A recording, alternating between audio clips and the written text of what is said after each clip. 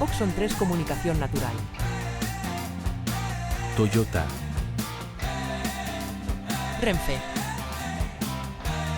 Nuevo Espacio Elite. San Miguel. Coca-Cola. Universidad de Oviedo. Acción Cultural Española.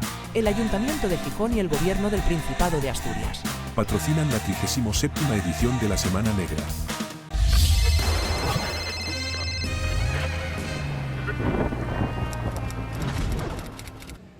Buenas tardes a todas, todos. Bueno, estoy haciendo el papel de presentador de Marisol, que va a presentar su novela que tenéis al fondo luego, que va a estar vendiéndose al fondo y que la autora dedicará en cuanto acabe esta presentación. Bueno, en primer lugar, tenemos que agradecer a la Semana Negra, que nos sirve de anfitriona, y, por supuesto, a todos vosotros, vosotras, que estáis aquí de asistentes. Bueno, Marisol, aquí a mi izquierda, como ella quiere siempre, a la izquierda, es profesora ha sido profesora de Lengua y Literatura en institutos públicos de Madrid, compañera sindical y también viajera, como muchos de los aquí presentes sabemos. Sus obras anteriores han sido presentadas siempre aquí también en la Semana Negra. Hay que decir, Dinos dónde estás y vamos a buscarnos. Es una memoria personal del terrorismo del 11M que tan duros recuerdos trae para ella. Eso fue presentado justamente cuando hacía 15 años del atentado. Luego, en el año 21, presentó la novela Nina y ahora tenemos la novela Barrio 1972, que es la que presentamos ahora. Bueno, esta novela está, según los paratextos que hay en el epígrafe, tiene 3 paratextos, que además uno es de Buro Vallejo, otro es de Armando López Salinas y el último es de Víctor Jara, una buena trilogía de presentadores.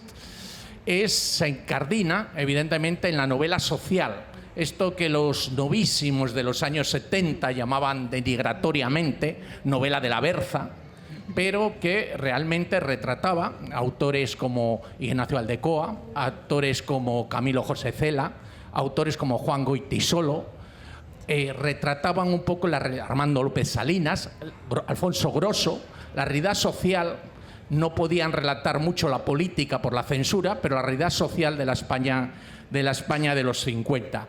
Y se defiende esta novela por sus valores de objetivismo, de realismo y de crítica social, a veces encubierta, pero evidente, un diagnóstico de los problemas sociales. Tampoco me gusta, porque frente a este equipo así muy masculinizado, quiero hacer una referencia a Isabel Álvarez de Toledo, la duquesa roja, la duquesa de Medina Sidonia, que en el 67 presentó una novela censurada aquí, una novela La Huelga, que es una novela también muy interesante de la realidad de los jornaleros andaluces en la zona de Cádiz y de Huelva. Esto para los historiadores y para los amigos también de conocer la realidad de España, yo siempre menciono que va a tener el mismo valor que tuvo Galdós en el siglo XIX, como descriptor de las realidades que vivía en ese momento, pues todas estas novelas tienen este valor. La novela Barrio, ya digo que se incardina en esa tradición de la novela social, de la novela crítica, pero también tiene otros tentáculos. Es un género un poco misceláneo, un tanto mixto, contaminado, mestizo. Es un género mestizo porque tiene elementos de novela negra y elementos de novela policíaca. La novela negra, como todos sabemos, la novela policíaca, en su nacimiento, aunque ahora hay veces que está muy tergiversada, muy variado, pero es una novela también de crítica social, la novela de los años 20 en Estados Unidos, que describe la tremenda situación del capitalismo monopolista y su reflejo negativo en el mundo del gag, del crimen, que no es otra cosa que la misma sociedad capitalista, pero un tanto invertida en su versión clandestina, generada un poco por este capitalismo monopolista.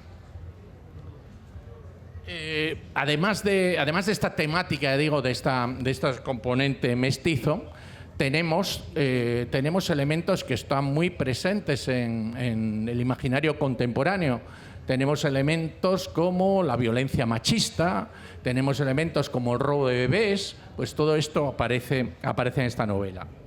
El escenario colectivo de la novela es un barrio, La Meta, abreviatura de la Metalúrgica, un barrio de Madrid del año 72, construido alrededor de una empresa del metal.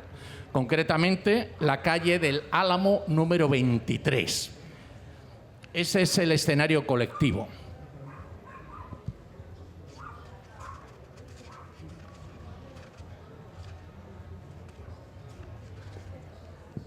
La autora, aquí precisamente en una página, nos presenta un esquema en el Dramatis Personae, nos aparece un esquema del portal, con los vecinos que hay en ese portal. Yo, al ver este esquema inmediatamente, lo que recordé es 13 Rue del Percebe, el famoso cómic tebeo de Francisco Ibáñez, que también quiero reivindicar porque no es exclusivamente humorismo desenfadado. Los personajes que había en 13 Rue del Percebe eran personajes pasados por el Callejón del Gato, un tanto tremendistas, pero eran personajes de la sociedad del momento. Estamos pensando en la portera sentenciosa, el pocero, el comerciante que siempre estaba intentando estafar en el peso, la vecina que tenía realquilados y los trataba con un hambre verdaderamente propia de Quevedo, del Dómine Cabra, el ladrón que vivía en unos pisos y sobre todo arriba, en el ático, el inefable Vázquez el sablista, que era un personaje homenaje a otro historietista, el Vázquez también compañero de Ibáñez, que sobrevivía, que ha merecido incluso una película y demás, que sobrevivía a salto de mata en aquella España de los 60. Pues quiero recordar que este cómic también en cierta medida retrata una realidad social. Una realidad social y que, si bien en el Fraga Iribarne, con la ley del 67, mutiló gravemente el tebeo y el cómic español, lo infantilizó, porque se dio cuenta de los valores de crítica social que tenía. Hay que pensar que hasta aquellos años, pues Carpanta era un trasunto de la posguerra, del racionamiento y del hambre. Hay que pensar que Rigoberto Picaporte era un arribista, la búsqueda era el braguetazo y de convertirse en un rico heredero. O que las hermanas Gilda eran víctimas del papel que la mujer relegaba el nacionalcatolicismo, siempre la búsqueda de un novio, de un marido, que era la única posibilidad de la mujer entonces. Entonces, a veces yo he utilizado, también soy docente, en mis clases de historia, a los cómics de Carlos Jiménez, mucho más expresivos, claro, posteriores al año 75, el famoso Paracuellos, pero hay que explorar también este otro cómic aparentemente más inocente, pero que también nos informa mucho sobre esta época. Es decir, el 23 de la calle del Álamo de Marisol tiene mucho también de la escalera de Buero Vallejo y tiene mucho de 13 Rue del Percebe de Ibáñez, aunque hoy nos pueda parecer un poco broma. Y quiero recordar también que estas colonias obreras, estos barrios, pues no son exclusivos ni mucho menos de Madrid. En Asturias podemos decir mucho de ello. En Asturias son las colominas, son las barriadas, son los cuarteles. En Asturias son los cuarteles de Ujo, de la Ullera, es Río Turbio, en la cuenca del Caudal, es Bustiello, junto al río Ayer, la colonia para obreros ideales también de la Ullera asturiana, es Lieres, los poblados de Lieres, de Minas de Lieres, es Yaranes, otro poblado ideal construido por Ensidesa también. Aquí en Gijón tenemos la colonia Santa Bárbara, todavía en perfecto estado de revisión, construida por la fábrica Moreda. Tenemos las 1500 de Pumarín, las 1500 viviendas construidas en los años 60. Tenemos la Camocha, el poblado de la Camocha. Este es el ambiente social que nos está retratando y ella menciona, es un homenaje también, dedicatoria a Getafe, un entorno que dice su barrio, un entorno que dice que acoge y que arropa. Igual que estos barrios arroparon a nuestros padres o a nuestros abuelos, en muchos casos a muchas de nuestras familias, durante muchas décadas. También quiero recordar en esto una evocación de un escritor que habla de un barrio de Gijón. Recuerdo al fallecido Chema Castiello, que en Recuerdos de un guaje de barrio habla del Gijón de los años 50 y 60, también en el llano. Entorno de barrio que científicamente, pues mirar, en los mismos años que Marisol y yo estudiábamos en la universidad, hubo un catedrático en Barcelona, aunque era natural malagueño, de geografía urbana, Horacio Capel, que describe perfectamente en un libro que se llama Capitalismo y morfología urbana en España. En ese libro se nos describe perfectamente los actores del crecimiento urbano de las ciudades españolas y las peculiaridades del capitalismo español, que es un capitalismo de ladrillo y de amiguetes. Es un capitalismo de especulación inmobiliaria y es un capitalismo basado, ya digo, prácticamente en la construcción, las peculiaridades del capitalismo español. El barrio que nos describe Marisol, el barrio donde vive la mercera Monse, donde vive el pensionista Julián, donde viven los niños José Antonio, Ángeles, Marcos, tenía unos valores de solidaridad, tenía unos valores de empatía y de humanidad entre iguales. Valores que son bastante diferentes a los que desgraciadamente ahora tenemos en nuestros entornos urbanos. Bien, es verdad que hay sucesos terribles que nos narra esa novela, muy terribles, que también siguen presentes en la sociedad contemporánea.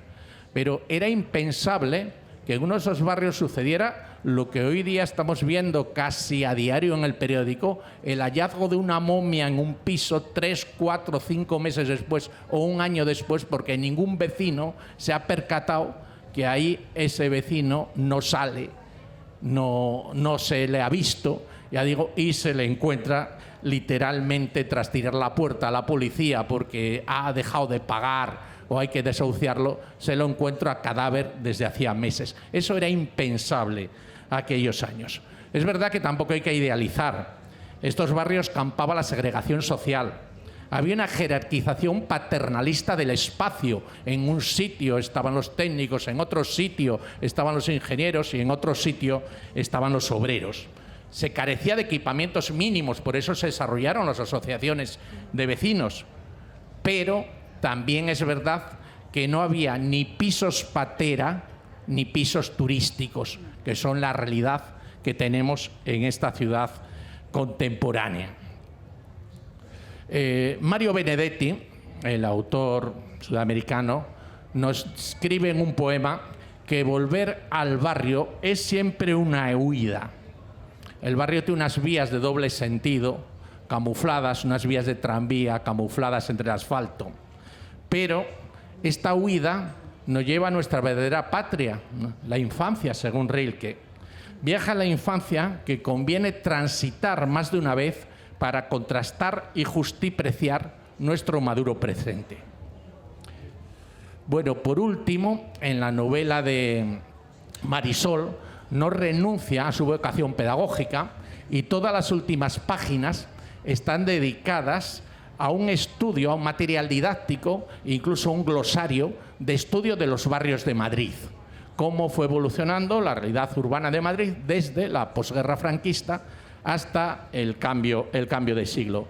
En esa bibliografía yo me atrevería a añadir un documento de la Fundación 1 de Mayo de Comisiones Obreras, que es la cartografía de la memoria obrera de Madrid. Está accesible en Internet y lo recomiendo.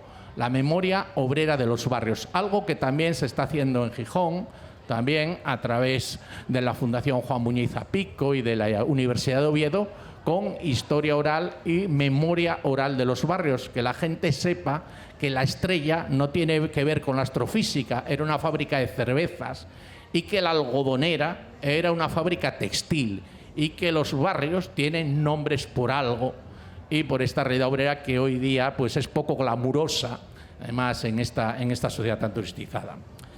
Bueno, ya para acabar, yo como presentador, asumiendo papel casi de médico de cabecera, prescribo en el sentido sanitario, a todos los aquí presentes la lectura de Barrio 72. Barrio 72, pero es que es un específico frente a tanto olvido en nuestra memoria, sobre todo olvido en lo colectivo. Y cedo la palabra a la autora, que es evidentemente lo que ustedes están esperando. Gracias. Muchas gracias, Pepe. Muchas gracias a Pepe, muchas gracias a la Semana Negra de Gijón. Es la tercera vez que vengo aquí. He venido siempre a hablar de libros que tienen que ver con la memoria. Mi primer libro en 2019, durísimo, Dinos dónde estás y vamos a buscarte, es un libro sobre el 11 de marzo, en el que murió nuestro hijo Rodrigo. Memoria de lo que sucedió, porque contaron tantas mentiras que había que volver a contarlo para que la gente lo supiera de verdad. El segundo libro que traje después de la pandemia fue Nina, también de memoria histórica, pero ya ficción. Nina es la historia de una muchacha o de una señora que desde el presente descubre que durante la transición pasaron cosas de las que no se había enterado, incluso cosas que pasaron durante la guerra y ella no conocía.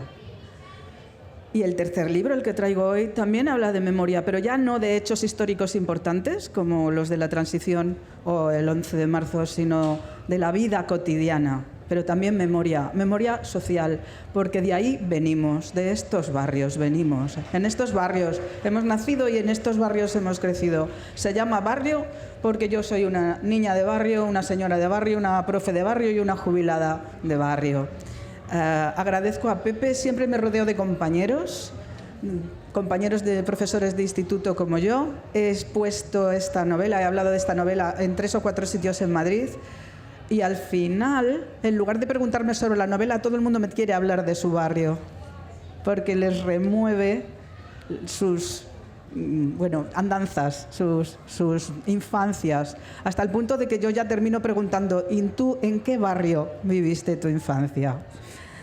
Es una novela negra, es una novela policial, es una novela social, es todo junto, porque no me gustan los géneros puros, me gustan hibridados, como él contaba. La historia solo dura 36 horas de tiempo interno. De pronto se produce una explosión en la metalúrgica. Es la factoría que da de comer a todo el barrio. Estamos en el año 72, al final del franquismo. Nadie les da explicaciones y no pueden pedirlas. Está la policía cercando la metalúrgica. ¿Qué ha pasado? Hay un montón de gente dentro y todos los personajes de mi calle, de ese portal que os contaba, que es como la historia de una escalera de Buero Vallejo, todos los habitantes de ese portal tienen a alguien dentro. ¿Están vivos? ¿Están muertos? ¿Qué ha sucedido? De eso trata la tensión de la novela. 36 horas intentando saber qué ha sucedido.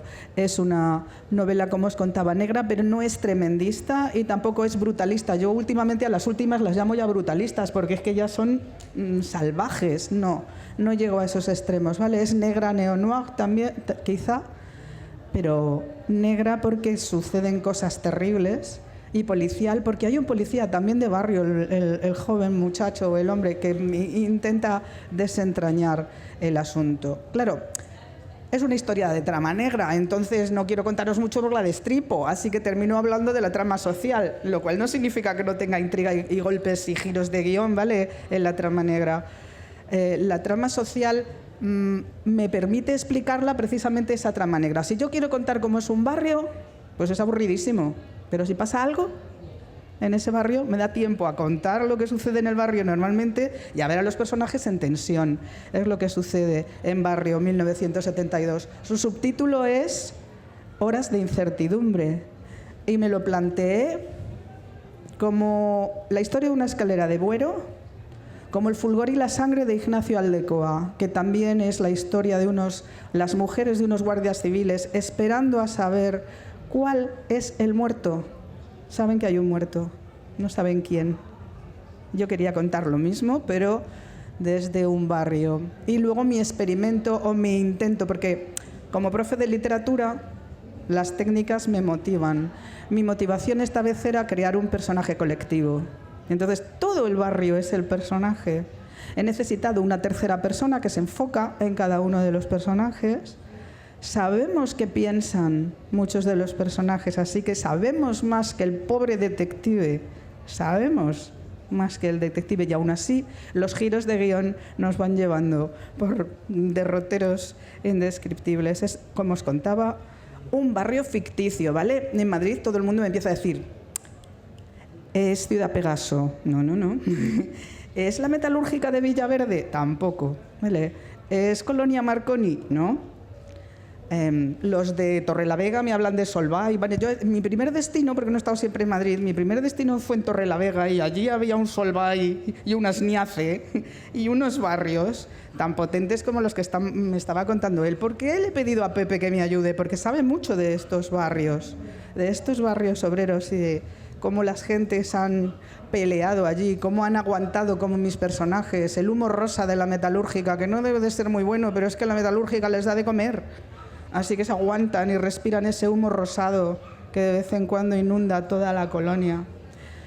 Es un barrio especial, como os cuento, inventado totalmente, y he intentado pasar revista a personajes de muchas generaciones diferentes, ¿vale? Entonces hay señores de 60 que recuerdan la guerra y que empezaron haciendo chabolas y luego se han comprado un piso, pero ellos recuerdan la chabola como su casa de verdad, esa casa donde se oía llover, donde nacieron los hijos y donde podían plantar un pequeño huerto. El piso no es igual, es pequeño y se oye mucho a los vecinos.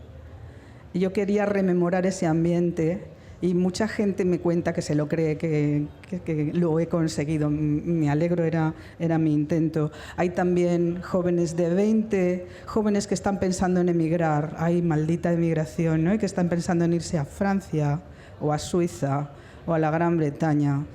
Y se terminan marchando, que es la única manera que tenían de seguir adelante. Hay niños que empiezan a ir al colegio. Vemos una diferencia fortísima en las generaciones. Los hijos mayores no pueden estudiar, tienen que ayudar en la familia. Los hijos más jóvenes tienen la suerte de que les pilla la ley de educación obligatoria y pueden estudiar. Y son pues posiblemente los primeros que tienen bachillerato, los primeros que van a la universidad. Y todos nos sentimos tan identificados con estas historias, con hermanos mayores que hubieran querido, con hermanos pequeños vagos a los que les dábamos capones. ¿Por qué no estudias tú que puedes? Ese es respecto a mi personaje muy colectivo que os estaba contando. Yo quiero también reflejar los problemas del momento, pero no es una novela histórica con párrafos históricos, ¿vale? Todo sucede, es narración pura, pero vemos los problemas del momento, el chabolismo. Estamos viendo que los pisos tienen malísimas calidades, estamos viendo que suben 4 plantas sin ascensor, estamos viendo que no hay aceras, que van pisando barro, que van a trabajar y tienen que hacer 1:30 para llegar al trabajo. Estamos viendo que viven en un barrio de Madrid, pero dicen voy a Madrid, porque Madrid está lejísimos y porque realmente están en zonas que antes eran localidades de Madrid y que el franquismo absorbió en los 50, eso que llamaron el Gran Madrid. Estamos viendo gente de distintos orígenes y cómo se ubican en Madrid es una cosa muy llamativa. Los del sur tienden a quedarse en la carretera que va a su casa, que va a su pueblo, y se quedan en los barrios del sur. Y los que vienen de Castilla, de Asturias, se quedan en los del norte para ya coger la carreterita, como si eso arreglase algo, pero bueno, están más cerca de casa. Eso siempre me ha parecido muy llamativo y lo cuento ahí. Estamos viendo que no tienen servicios esenciales, no hay médico, no hay escuela, y no hay ni transporte público. Hay unas camionetas asmáticas que pasan cada hora y que tarda uno muchísimo en llegar a cualquier sitio. Es verdad que hay colonias de grandes empresas que surten a sus operarios de servicio médico, por ejemplo, o de economato, pero la gran mayoría de los barrios de Madrid no. Y no sé si vosotros lo habéis vivido, yo sí, o sea, mis padres pagaban una iguala, o sea, una cantidad chiquitita al médico todos los meses, con la que el médico pues se pasaba a verte cuando tosías y estas cosas, ¿no? Y recetaba lo mismo a todos los hermanos y todos nos lo tomábamos o nos pinchaban a todos en serie, porque en esa época todo se arreglaba a base de nalgas agujereadas, ¿no? Hay a base de pinchazos, pobrecillos. Pues todos esos servicios que no existían y que hemos luchado tanto por conseguir. He estado en Vallecas, en uno de los lugares donde he visto pelear más por conseguir todos estos servicios. En la zona donde yo vivía, en el norte, eran menos peleones y conseguimos muchos menos, muchos menos. No teníamos ni metro, maldita sea, ¿no? Me terminé mudando al sur. El sur es otra cosa. Bueno, familias con más hijos de los que podían mantener, hijos que tenían que trabajar desde demasiado jóvenes, padres a los que no se les veía el pelo porque trabajaban en 3 sitios, madres que contribuían a la economía sumergida, cosiendo, limpiando, haciendo las cosas más inverosímiles, nada ilegal, pero las pobres multiplicándose. Todo eso es lo que cuento en la novela, pero no lo cuento así como lo estoy diciendo ahora. Sucede, les sucede a los personajes. Él ha contado ya cosas sobre el libro que me parece interesante, que tiene un anexo didáctico, que tiene una portada muy llamativa, muy setentera, que recuerda los carteles laborales de esa época, que tiene una especie de Rue del Percebe, tiene incluso unos planos al final sobre cómo eran las casas. Me dicen que quedan solamente 5 minutos. Sí que quiero comentar una cosa que me parece importante de mis novelas en general, y es que yo no tengo ningún afán económico, entonces todo el dinero que recaudo de los libros y todo el más que puedo conseguir va directamente a la asociación 11M, afectados del terrorismo, que siempre lo necesita. Así que si queréis echar una mano y queréis además leer una historia sobre barrios, pues os lo agradezco un montón. En las presentaciones en Madrid yo proyecto cómo era Madrid y qué pueblos había alrededor y cómo se los comieron. El franquismo los unificó todos. Claro, en Asturias, a no ser que haya por aquí mucha gente de Madrid, pues eso no os llama mucho la atención. Por eso yo le pedí a Pepe que él hablase de los barrios de aquí, de las colonias mineras, de las colonias de operarios. Quería añadir incluso el esfuerzo de jóvenes arquitectos de la época que luego se convirtieron en arquitectos famosos y que crearon auténticas poblaciones estupendas y bueno, otras horrorosas que las tuvieron que tirar enteras, no sabría yo deciros. En Madrid hubo más de 130 colonias nuevas. Ahora deben quedar como 90, las demás las tuvieron que tirar. No sé si queréis comentar alguna cosa vosotros, ya que me quedan muy poquitos minutos, si queréis participar, si queréis hablar de vuestros barrios y comentarme cosas. En todas siempre me han contado, yo en Barcelona pasa no sé qué. Sí, si no os cuento, lo que a mí me indignaba mucho es que los emigrantes de toda España llegaban a Madrid y no había dónde vivir. Así que compraban terrenos y levantaban chabolas, o vivían realquilados. Hubo un momento en que el franquismo decidió, mira, no aguanto más, y los devolvía a casa si no tenían una dirección a la que podían ir. ¿Os suena esa historia terrible? Así que llegaban allí a la estación del norte o del Mediodía o de Príncipe Pío, donde llegasen, y estaba allí la Guardia Civil y la policía y les decía, ¿a dónde va usted? ¿A qué calle exactamente y a qué número? Y si no daban una dirección, los devolvían para casa. De esos quería hablar, de esta gente de la que todos procedemos. Pero contaros también una historia interesante que os tuviera en tensión, porque eso, 36 horas de tiempo interno es leer rápido y bien. Y no sé, algo que queráis comentar porque me queda un minuto.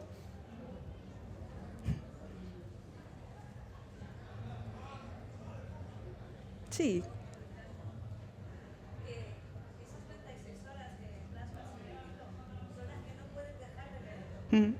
Gracias.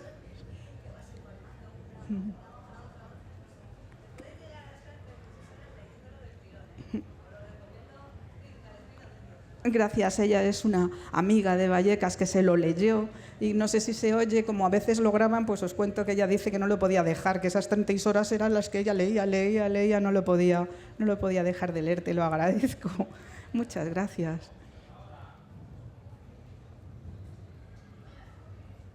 ¿Nadie más? Pues gracias.